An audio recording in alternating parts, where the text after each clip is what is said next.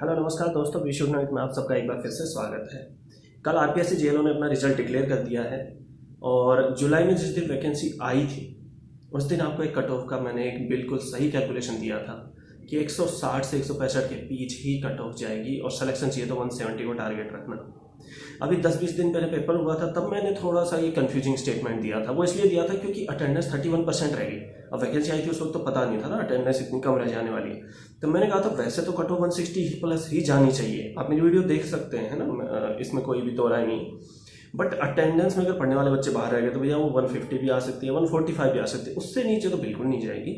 But 145 का chance मैंने ये बताया था कि पढ़ने वाले बाहर रह गए क्योंकि 30% attendance was very less. But अब पता चल गया कि पढ़ने वाले कोई बाहर नहीं रहे थे, कोई एक दो ही रह पाए होंगे। तो 160 जो बताई थी, अच्छा कैलकुलेशन नहीं थी इसमें कट ऑफ में, बल्कि खुद कंपटीशन में हूँ। आप ये मान सकते हैं हम खुद भी कंपटीशन एग्जाम अभी भी दे रहे हैं और हमारे साथ वाले भी देते हैं। काफ़ी ग्रुप से बातें होती हैं, भाई आपका पेपर कैसा हुआ, आपकी तैयारी कैसी, आपके मार्क्स कितने बन रहे हैं। तो उससे पढ़ने वाले बच्चों से एक छोटा सा डेटा लेके हमें अंदाज़ा लग जाता है कि जब हमने इतनी तैयारी में अगर 160 स्कोर कर रहे हैं तो और पढ़ने वाले 170 भी जा रहे होंगे। लेकिन हार्ड क्वेश्चन आए हैं, हमारा ये सही नहीं बैठा तो औरों का भी नहीं बैठा होगा, वो 150 बैठ के होंगे, 400 450 बच्चे पास होने, तो एक अंदाज़ा लग जाता है कि 160 जाने वाली है या 150 भी जाने वाली। तो 160 से 165 का दिया था।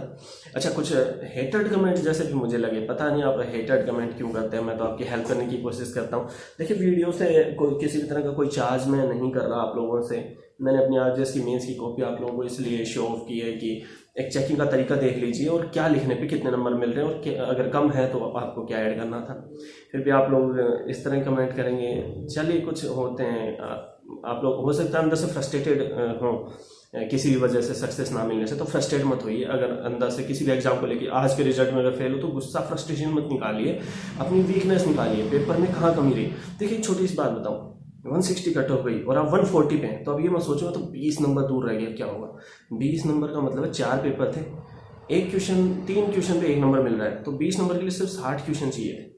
हर पेपर में 15-15 और बढ़ जाते तो 60 नंबर आ जाते। आपके नेगेटिव भी हुए होंगे, नेगेटिव काट के, तो हो सकता है 10-12 क्वेश्चन बढ़ाते ही आपके 60 नंबर बन जाते। और 10 क्वेश्चन का मतलब है 150 में 10 क्वेश्चन मतलब 10% इंप्रूवमेंट भी नहीं चाहिए आपको।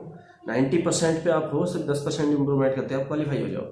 तो 90% तक पहुंचने वाले को फ्रस्ट्रेशन नहीं होना चाहिए, बल्कि खुश होना चाहिए। मैं 90% पर तक आ चुका हूँ, बस 100 पे जाना है, 10% इंप्रूवमेंट हो चाहिए। और उससे थोड़ा नीचे तो और 15%, 20%, तो भी 80 पे हो, है ना। तो फ्रस्ट्रेशन की तो कोई ज़रूरत ही नहीं है ऐसे एग्जाम में। कैलकुलेशन सही से बैठा होगी तो पॉजिटिव कैलकुलेशन। अब बात कर लेते हैं कि इंटरव्यू के लिए जो क्वालिफाई है, इंटरव्यू के लिए क्या पढ़ना है। लॉ के ऊपर दोबारा आ जाओ। जो जेएलओ का सिलेबस था उसको अच्छे से रखना। अब आपसे बेसिक ही पूछा जाता है, अब एग्जाम की तरह ट्रिकी क्वेश्चन नहीं आएंगे, बेसिकली पूछा जाएगा। सीपीसी से पूछेगा तो रेसिड्यू की काटा क्या है, बस क्या है बताइए, कितनी एक्सप्लेनेशन है, क्यों है, ये सब मत बताइए, कब आया कब नहीं। जितना पूछा जाए उतना, कि आंसर से क्वेश्चन निकालने का मौका अगले को मत दीजिए। पैनल बैठता है, 3 लोगों का पैनल बैठता है, जिसमें एक लॉ के प्रोफेसर बैठते हैं, एक आरपीएससी मेंबर होते हैं, चेयरमैन होते हैं। तो वो लोग जो चेयरमैन वगैरह काम कर रहे हैं तो आपसे जीके रिलेटेड क्वेश्चन पूछते हैं। तो हम जीके कितनी पढ़े, राजस्थान जीके का सिर्फ ओवरव्यू हमें कवर करना है। ओवरव्यू मतलब बेसिक। अभी नए संभाग बन गए, नए जिले भी बन गए, कोई इधर उधर हो गया तो उसको तो देखिए ठीक ठाक सा कर लीजिए। बाकी कोई भी पॉपुलर चीज़ कहाँ है, जैसे जयपुर का बात करते हैं तो हवा महल है भाई, आमेर का किला है। लेकिन और झालावाड़ में क्या है, काली सिंध डैम है, कोटा में क्या है, कोटा बैराज वगैरह। तो मोस्ट पॉपुलर चीज़ें ऊपर से देख लीजिए, बस और ज़्यादा देखने की जरूरत नहीं है। नए जिले हैं, इनसे प्लस पॉइंट क्या है, नेगेटिव पॉइंट क्या है, ये थोड़ा बहुत पूछ लेते। मीनवाइल बेसिक जीके जो आप 2 या 3 दिन में कवर कर दें। जीके को लेकर के बिल्कुल टेंस मत होइएगा, टेंस हो जाओ लो को लेके, क्योंकि लो में कहीं से कुछ भी पूछ लेंगे, जवाब आपको बेसिक ही देना है, बट वो कहाँ से पूछ लिए एक डर रहता है। अचानक सीपीसी से सीआरपीसी का जाके क्वेश्चन पुट अप हो जाएगा, है ना। और कोई डेप्थ नहीं चाहते। 156(3) प्रोसेस क्या है, आपके फाइल नहीं ले रहे तो क्या प्रोसेस करोगे। बेसिक प्रोसेस पूछेंगे, आपको कितनी नॉलेज है ना। तो आप अपने लोगों को बस याद रखिए, प्रोविजन ना भूलें और जीके को बेसिक कर लीजिए। आप कहाँ रहते हैं इसका थोड़ा सा बेसिक, आप जेएलओ क्यों बनना चाहते हैं, अगर आपकी ग्रेजुएशन किसी और फील्ड से फिर आपने लॉ किया है, 3 ईयर की है, तो उसको थोड़ा सा क्लेरिफाई कर लीजिए। इंटरव्यू को लेकर टेंस मत होना। बाकी मॉक वगैरह दीजिए अगर आपके अंदर कोई हेजिटेशन है तो। अगर आप नहीं क्वालिफाई हुए तो इसी प्रिपरेशन को मैंने बताया कि ये रखिए 10-20% ही पीछे हैं, इसको जुडिशरी में और बूस्टअप करने वाले हैं, है ना। तो अब जुडिशरी की वैकेंसी भी आ जाएगी, आरजेएस भी आ जाएगी, एपीओ भी इनकमिंग है, कभी भी आ सकती है। तो 2 वैकेंसी हमारे सामने रहेंगी, तो उनको आप ओवरकम करने की कोशिश कीजिए। अच्छा, एक कुछ हेटेड कमेंट की बात करूँ, एक कमेंट आया था कि सर सीपीसी तो इतनी हार्ड थी, आपको पल्ले नहीं पड़ी होगी।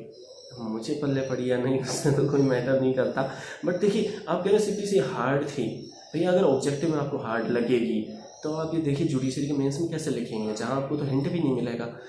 सीपीसी उन्हीं ऑर्डर्स के रूल पूछे गए थे जो बेसिकली इंपॉर्टेंट हैं। अब आप उन रूल को याद नहीं करके गए तो आपको हार्ड लगेगा कि आज तो अंदर तक ही पूछ ली।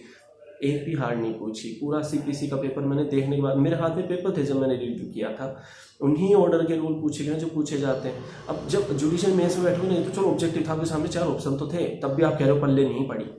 ऐसा तो मतलब कोई कंफ्यूजन तो किया ही नहीं, यस का नो किया हो, शुड का मे किया हो, ऐसा कुछ तो किया ही नहीं कि आपके पढ़ने में कंफ्यूजन किया हो। फिर भी आप ये कह रहे हैं वहाँ तो पूछा जाता है फाल्स इन उनो, फाल्स इन ओमनिबस। अब आप प्रोविजन भी अपने आप ढूंढिए और उसको 4 नंबर का दे दिया, 1.5 पेज लिख के भी दीजिए, कोई हिंट नहीं, कोई ऑप्शन नहीं, तो वहाँ आप क्या कहेंगे, सर ये तो पूरा पेपर ही पल्ले नहीं पड़ा। भैया सिलेक्शन चाहिए आपको, ये एक्सक्यूज अब क्या दोगे, अब आप फेल हो गए, कुछ भी एक्सक्यूज दीजिए, फेल तो फेल, सेलेक्टेड इज सेलेक्टेड। अब मैं जेलो हूँ या जो भी जेलो बन गया वो जेलो हैं बस, अब उनको पल्ले पड़ा हो या ना पड़, तो आप एक्सक्यूज मत निकालिए कि सर हार्ड था, आपको भी समझ नहीं आया। बस ये अगर आपको समझ नहीं आया तो आप ये देखिए क्यों समझ नहीं आया, मैं कहाँ वीक रह गया, अपनी वीकनेस दूर नहीं करोगे तो कामयाब नहीं हो पाओगे। और दुनिया लास्ट में आउटपुट देखती है, आपकी कामयाबी देखती है और कुछ नहीं, और आपकी कामयाबी आपके काम आएगी। वो कहते हैं कि कमाता घर में और अच्छा बाहर वालों को लगता है ना। तो अपनी वीकनेस पे काम कीजिए, पेपर के आंसर की मिलाइए, देखिए वो ऑर्डर मैंने क्यों नहीं पढ़ा, वो रूल मैंने क्यों नहीं पढ़ा, क्या वो इंपॉर्टेंट था, है ना। ये सारी ओवरकम कीजिए, इंटरव्यू तैयारी के लिए आप लग जाइए। और आगे की प्रिपरेशन के लिए अगर कोई जरूरी चीज़ होगी तो मैं जरूर वीडियो लेकर के आपके सामने हाजिर रहूँगा। Thank you. और कट ऑफ को लेकर के जो मैंने पहले से बताया था, मैं चाहूँगा आप लोग कमेंट करें जिन लोगों ने भी क्वालिफाई किया है हमारे। अच्छा, लो फाइटर को लेकर भी कमेंट था कि लो फाइटर से तो कुछ नहीं आया। भैया एक बार लो फाइटर को आप पढ़िए, गलत गाइडेंस देने का मतलब बहुत, मैं सामने हूँ ना, मेरी वो वीडियो डिलीट तो हो नहीं सकती जिनमें मैंने लो फाइटर बताया, तो अगर मैं कुछ गलत बताऊँगा तो सामने रहेगा। सोशल मीडिया का ये प्लस पॉइंट भी है, नेगेटिव पॉइंट भी है कि जो मैंने कल कहा था वो आज मेरे सामने आ जाएगा। आप एक बार लो फाइटर उठाइए, तीनों लो के पेपर में मैंने हिंदी इंग्लिश के लिए रेफर नहीं किया था, हिंदी इंग्लिश के लिए राघव प्रकाश किया था। मैंने आपको अच्छा एक क्वेश्चन बताया था जो फिर से आया, मैंने कहा कि पिछली बार आया था कि हंस पद को लेकर के क्वेश्चन आ गया था जो हिंदी के सिलेबस में नहीं दे रखा, लेकिन राघव प्रकाश ने शुरू में वर्ण विचार में उसी को दे रखा, उन्हीं को इलेबोरेट कर रखा है। तो मैंने कहा था उनको पढ़ लीजिएगा बेसिक को। हंस पद को लेकर के क्वेश्चन फिर से इस बार आया कि निम्न में से कौन सा चिन्ह सुमेलित नहीं है, हंस पद का ही चिन्ह सुमेलित नहीं था योजक वगैरह में।